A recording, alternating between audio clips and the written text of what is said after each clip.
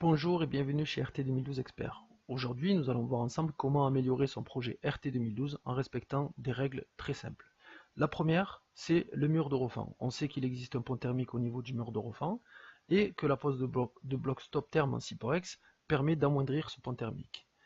La seconde, c'est les ourdis. Préférez des ourdis à languette qui vont venir ici avec un morceau de polystyrène sous la poutrelle pour éviter la transmission thermique au niveau des poutrelles.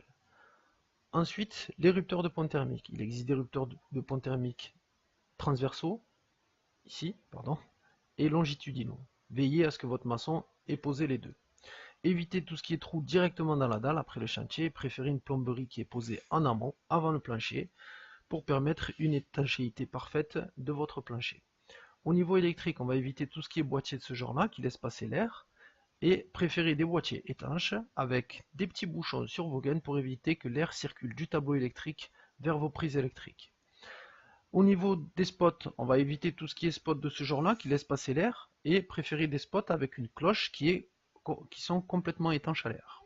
La pose des menuiseries est un point sensible du projet RT 2012. Il faut éviter tout ce qui est jour sur le côté, en haut, mais aussi en bas. On voit ici qu'il n'y a pas de seuil. Donc, préférez une pose de menuiserie avec un seuil, du mastic sur tout le contour de la menuiserie, à l'intérieur comme à l'extérieur. Au niveau des plafonds et du placo, évitez tout ce qui est pose directe de vos plaques de plâtre et préférez une pose sur une membrane d'étanchéité pour éviter que l'air qui va s'infiltrer par les tuiles ne passe directement dans votre maison. Préférez une isolation par soufflage puisque l'isolation en déroulé ne va pas passer entre les fermes, à moins que ce soit une pose croisée et qu'elle passe au-dessus des fermes. Donc ça, si vous faites une isolation en déroulé, pensez bien à le faire de cette manière-là. Sinon, on voit bien que la pose en soufflé est quand même beaucoup plus homogène et passe de partout.